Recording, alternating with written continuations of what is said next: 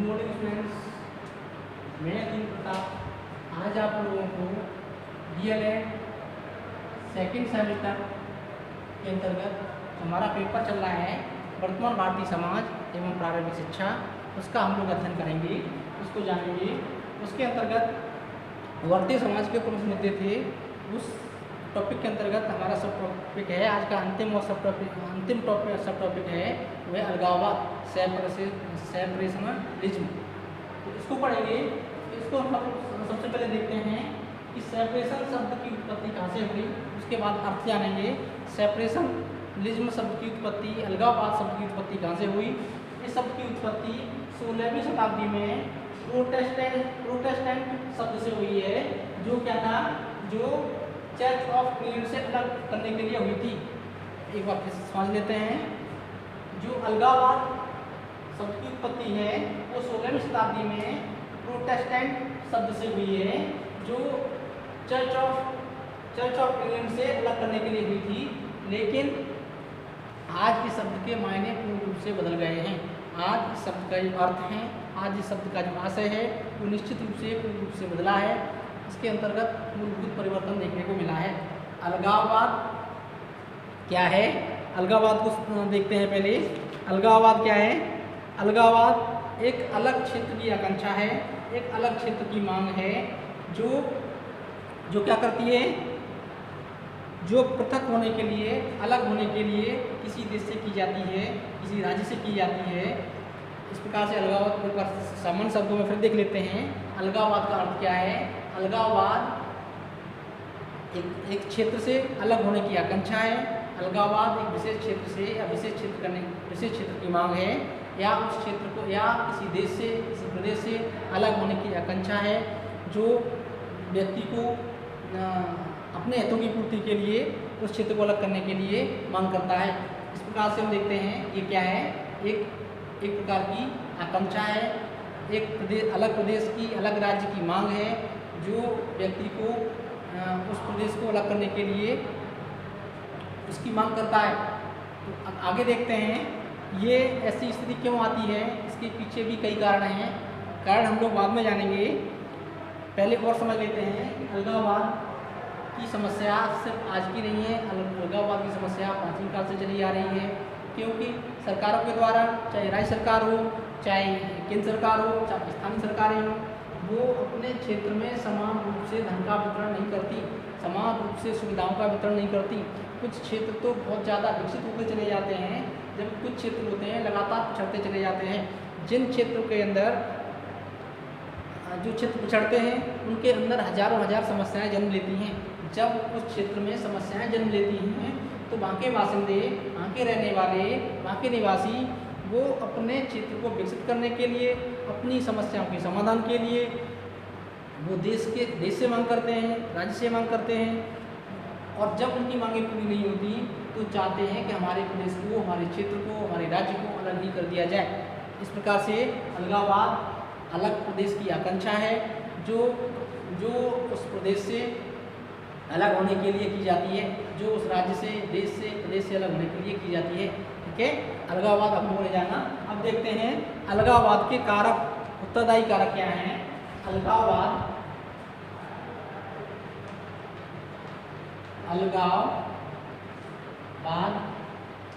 के उत्तरदायी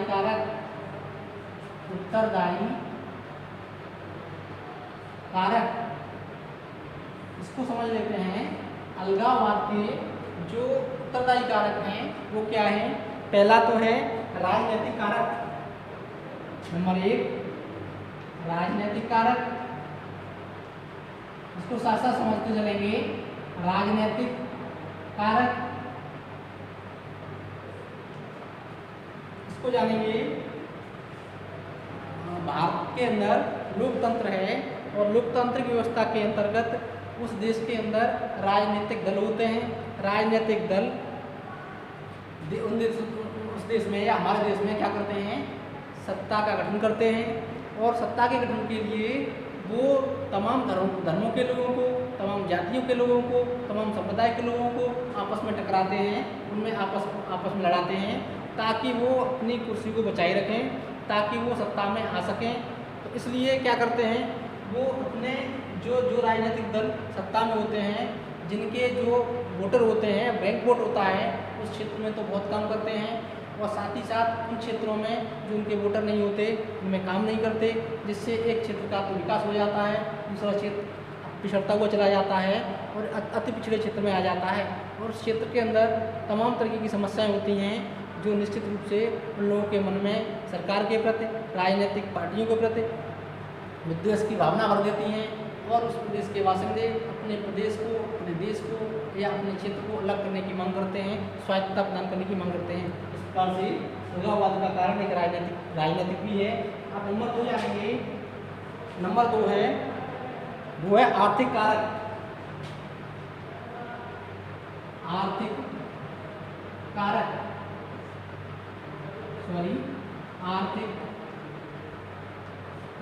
इसको देख लेते हैं। आर्थिक कारक भी अलगाववाद का बहुत बड़ा कारण है। आर्थिक गतिविधियां देश के विकास के लिए बहुत महत्वपूर्ण होती हैं। जिन देशों में, जिन राज्यों में धन का सभी क्षेत्रों में समान वितरण होता है, उन क्षेत्रों का, उन राज्यों का, उन देशों का विकास बेहतर तरीके से होता है। और जिन देशों के अंदर धन का असमान वितरण होता है, उन क्षेत्रों में एक क्षेत्र तो बहुत ज़्यादा विकसित हो जाता है, दूसरा क्षेत्र लगातार नीचे चला जाता है, जिससे वहाँ पर अनेक समस्याएं उत्पन्न हो जाती हैं। इसलिए अलगाववाद का कारण भी आर्थिक कारण बहुत ज़्यादा महत्वपूर्ण रखता है। आर्थिक गतिविधियाँ बहुत ज़्यादा महत्व रखती हैं, इसलिए आर्थिक कारण की वजह से भी क्या होता है, अलगाववाद देखने को मिलता है। अब नेक्स्ट है, वो है भौगोलिक कारक। भौगोलिक, नंबर 3,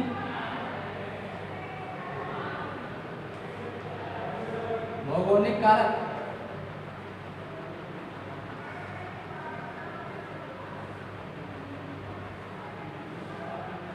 इसको समझते हैं।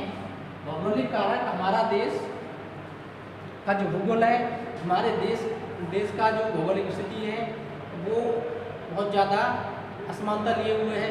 हमारा देश विशालकाय देश है, बहुत बड़ा देश है, जिसके अंतर्गत तमाम तरीके की ज़मीनें हैं, जो भूमियाँ हैं, अलग अलग प्रदेशों में अलग अलग है, जलवायु अलग अलग प्रदेशों में अलग अलग है, टेम्परेचर अलग अलग है, मृदा की उपजाऊपन है वो अलग अलग है, वर्षा देश के अंदर अलग अलग होती है, अलग अलग स्तर की होती है, कहीं ज़्यादा कहीं कम।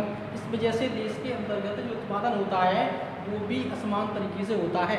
जब जिन देशों के अंतर्गत, जिन क्षेत्रों के अंतर्गत देश में सारी चीज़ें अच्छी होती हैं, मिट्टी अच्छी होती है, मृदा अच्छी होती है, दूसरा वर्षा अच्छी होती है, क्लाइमेट अच्छी रहती है, टेम्परेचर अच्छा रहता है, तो निश्चित रूप से उन क्षेत्रों में जो उपज होती है, फसल की उपज होती है, बहुत अच्छी होती है। और जिन क्षेत्रों के अंदर इसकी उलट होती है, इसकी जो स्थिति के विपरीत होता है, उन क्षेत्रों में उत्पादन भी बहुत कम होता है। इसलिए देखा जाता है उन क्षेत्रों में अनेकों समस्याएं देखने को मिलती हैं, क्योंकि उनका विकास नहीं हो पाता, उनकी मौलिक ज़रूरतें पूरी नहीं हो पाती। जब मौलिक ज़रूरतें पूरी नहीं होंगी, आवश्यकताएँ पूरी नहीं होंगी, तो उस क्षेत्र में समस्याओं के अंबार लग जाएंगे। जब अंबार लगेंगे तो उस क्षेत्र के बासिंदे, उस क्षेत्र के व्यक्ति सरकारों से, राज्य सरकारों से, केंद्रीय सरकार से, स्थानीय सरकारों से मांग करेंगे या तो हमारा विकास किया जाए। जब इस तरीके से विकास नहीं होगा तो निश्चित रूप से अलग होने की मांग करने लगते हैं। तो ये भी क्या है, एक बहुत बड़ा कारक है, भौगोलिक कारक। अब नेक्स्ट देखते हैं, वो है भाषा की समस्या। भाषा, चौथा,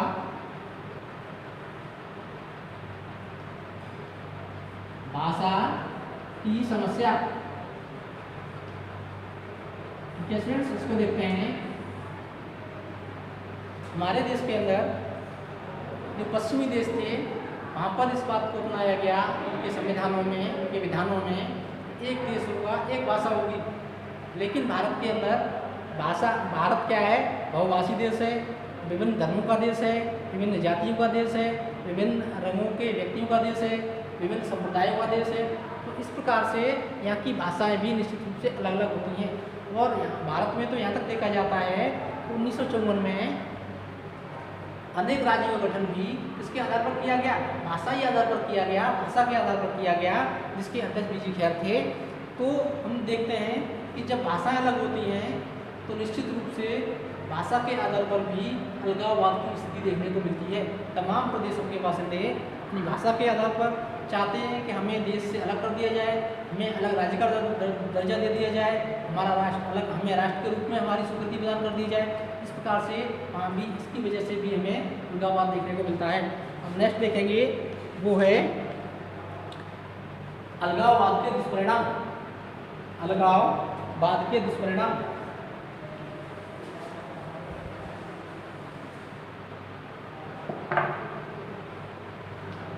अलगाववाद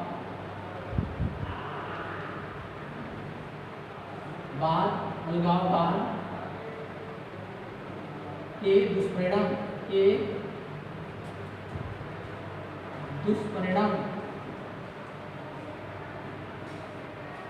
ठीक है, अब ये देख लेते हैं क्या क्या इसके डिसएडवांटेज होते हैं, क्या क्या इससे देश को हानियाँ होती हैं, क्या क्या देश को जनता को हानियाँ होती हैं इसकी वजह से, अलगाववाद की वजह से। तो पहला तो है इसके अंतर्गत अलगाववाद संकीर्ण मानसिकता का विकास करता है। नंबर 1 यहाँ पर लिख देता हूँ, अलगाववाद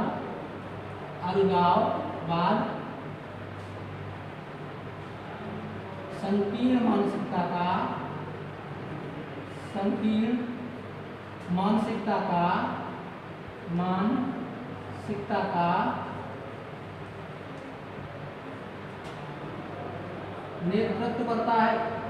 नेतृत्व करता है। ठीक है, क्या करता है? संकीर्ण मानसिकता के लोग होते हैं वो उनमें से कोई भी उसका नेतृत्व करता है, उनकी सोच व्यापक नहीं होती, उसकी सोच बड़ी छोटी होती है। ऐसे लोग क्या करते हैं? फ्रंट लाइन पर आकर समाज का नेतृत्व करते हैं। नंबर दूसरा है अलगाववाद राष्ट्र के विकास में बाधा पहुंचाता है। नंबर दो ये राष्ट्र के विकास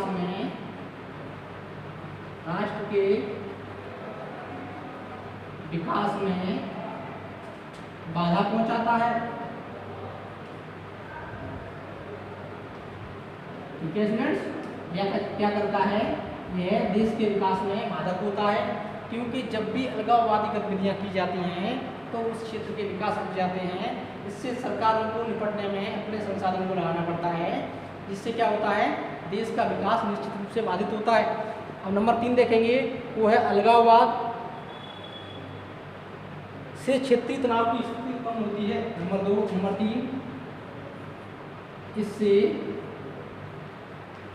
इससे क्षेत्रीय तनाव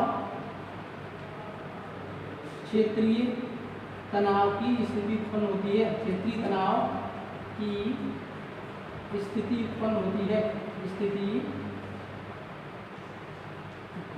है। ठीक है फ्रेंड्स, इससे क्या होता है? क्षेत्रीय तनाव बढ़ता है। जिस क्षेत्र के अंतर्गत अलगाववादी होते हैं, अलगाववाद की समस्या होती है, उस क्षेत्र के अंतर्गत भय देखा जाता है। उस क्षेत्र के लोग खुद को क्या करते हैं? खुद को डराया हुआ महसूस करते हैं, खुद को असुरक्षित महसूस करते हैं। इस वजह से उस क्षेत्र में तनाव निश्चित रूप से होता है। आगे देखेंगे वो है अलगाववाद से सामाजिक न्याय पाना। इसमें देखते हैं, चौथा देखेंगे अलगाववाद से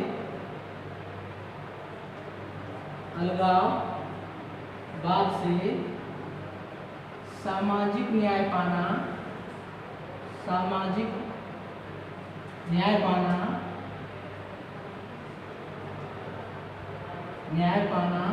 असंभव हो जाता है। ठीक है, अलगाववाद की वजह से सामाजिक न्याय भी नहीं मिल पाता, जो हिंसा को क्या करता है? जन्म देता है। और नेक्स्ट है वो है इसके द्वारा नए प्रदेश, राज्य तथा देश का गठन होता है। इससे 5वां देख लेंगे, इससे नए देश राज्य का गठन होता है। गठन होता है। ठीक है, ये कारक हैं, ये इसके कॉन्सिक्वेंसेस हैं, इसके दुष्परिणाम हैं। और नेक्स्ट है, इससे या अलगाववाद के कारण, यहाँ पर देख लेते हैं छठवां, अलगाववाद के कारण, अलगाववाद के कारण जान माल को नुकसान होता है, जन धन की हानि होती है, जान माल को नुकसान होता है, तो नुकसान होता है। ठीक है, अब क्या है, अलगाववाद के कारण जहाँ भी अलगाववादी होते हैं, जहाँ भी अलगाववादी गतिविधियाँ होती हैं, हाँ निश्चित रूप से हिंसा होती है। जब हिंसा होती है तो निश्चित रूप से जन और धन दोनों की ही हानि होती है। इस प्रकार से कुछ कारक थे जो अलगाववाद के लिए उत्तरदायी हैं, वो आप लोगों ने पढ़े। अब देखते हैं अलगाववाद को, इसको चाहे तो आप स्क्रीनशॉट ले लें या इसको नोट डाउन कर लें।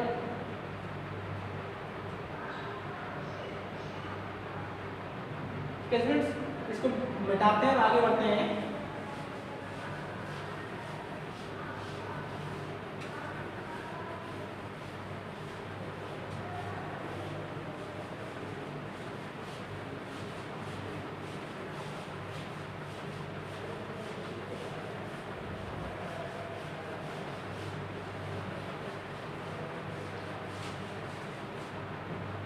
आगे देखेंगे अलगाववाद को रोकने के उपाय।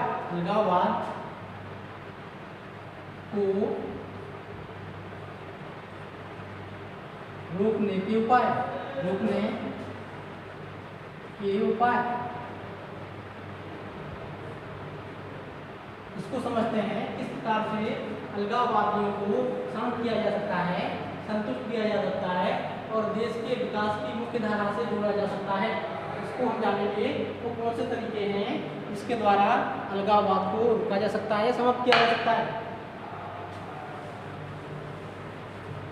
पहला है शिक्षा द्वारा राष्ट्रीय एकीकरण को प्रोत्साहित किया जाए। नंबर 1, शिक्षा द्वारा शिक्षा का प्रसार किया जाए या शैक्षिक रूप से उनको शिक्षित किया जाए। उनको जो अलगाववादी हैं, उनके बच्चे हैं, वो सराउंडिंग के लोग हैं, उनको निश्चित रूप से शिक्षा किया जाए, शिक्षित किया जाए और शिक्षित करने के बाद उनके अंदर राष्ट्रीय एकता की भावनाओं को भरा जाना चाहिए, राष्ट्रीय भावनाओं से उनको ओतप्रोत किया जाना चाहिए। शिक्षा द्वारा राष्ट्रीय भावना, राष्ट्रीय एकता की भावना का विकास किया जाए, राष्ट्रीय एकता की भावना का विकास किया जाए, का विकास किया जाए।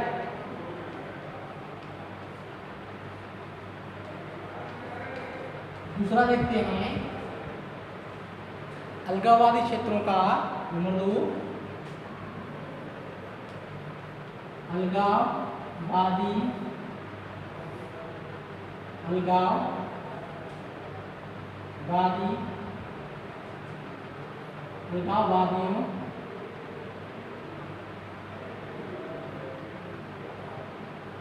अलगाववादियों की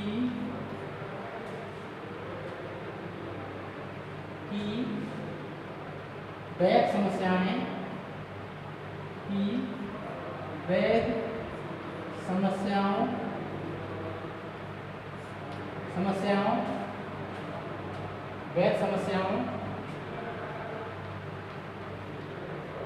का समाधान किया जाए। जो भी अलगाववादियों की जेन्युइन समस्याएं हैं उनका क्या किया जाए, समाधान किया जाए। ठीक है, जो भी अलगाववादियों की वैध समस्याएं हैं, जेन्युइन समस्याएं हैं और जो सही तरीके से उनको उनकी मांगे कर रहे हैं, उन मांगों को क्या किया जाए, भारत सरकार के द्वारा, राज्य सरकारों के द्वारा, जिन जिन क्षेत्रों में, जिन जिन सरकारों के क्षेत्राधिकार में अलगाववाद की समस्या है, वहाँ पर उन अलगाववादी की मांगों को गंभीरतापूर्वक उन पर विचार किया जाए और उनकी वैध समस्याओं को, जेन्युइन समस्याओं को मान लिया जाए। नेक्स्ट है अलगाववादी क्षेत्रों में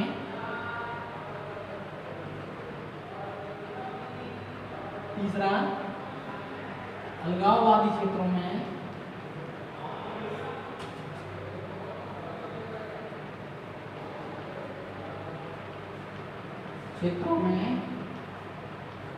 औद्योगिक विकास किया जाए। औद्योगिक विकास किया जाए, ठीक है। जब वहाँ पर विकास किया जाएगा तो निश्चित रूप से उनके जो बच्चे हैं, अलगाववादी हैं, उनको रोजगार मिलेगा, तो उनको जो बेरोजगारी की समस्या है वो समाप्त हो जाएगी। नेक्स्ट है चौथा, देखते हैं सरकारों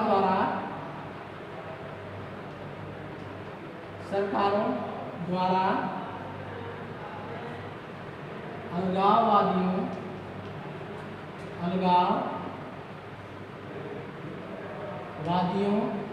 से वार्ता करके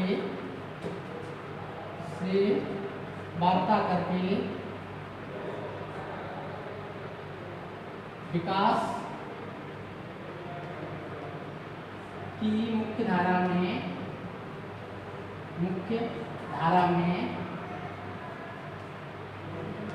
इनको लाया जाए।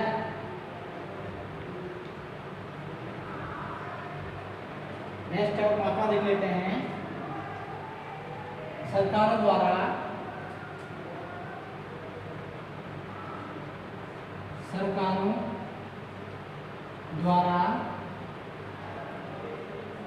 ऐसे क्षेत्रों पर अधिक ध्यान दिया जाए।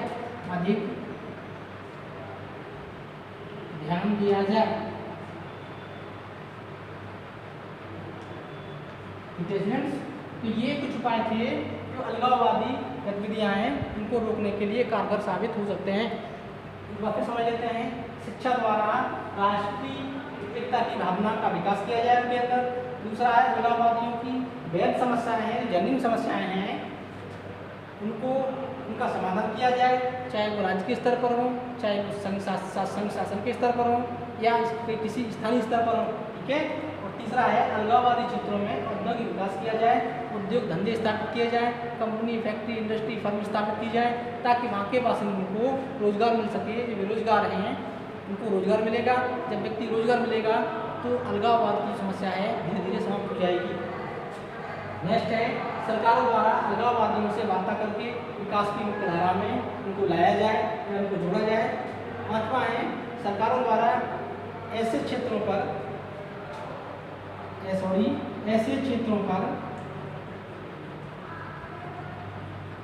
अधिक ध्यान दिया जाए, ठीक है। इस प्रकार से हम लोगों ने अलगाववाद को जाना, अलगाववाद है क्या, ये कॉन्सेप्ट कहाँ से आया, फिर अलगाववाद का अर्थ जाना, अलगाववाद के कारक जाने, अलगाववाद से होने वाली समस्याओं को जाना, और उसके अंततः हमने पढ़ा अलगाववाद को कैसे रोका जा सकता है। इस प्रकार से भारतीय समाज के उभरते प्रमुख मुद्दे जो फर्स्ट पार्ट था वो आज इस तरीके से कंप्लीट होता है। इससे संबंधित आपको कोई भी क्वेरी करनी हो आप कमेंट सेक्शन में जाएं, मैं वहाँ पर इसका समाधान दूंगा। धन्यवाद।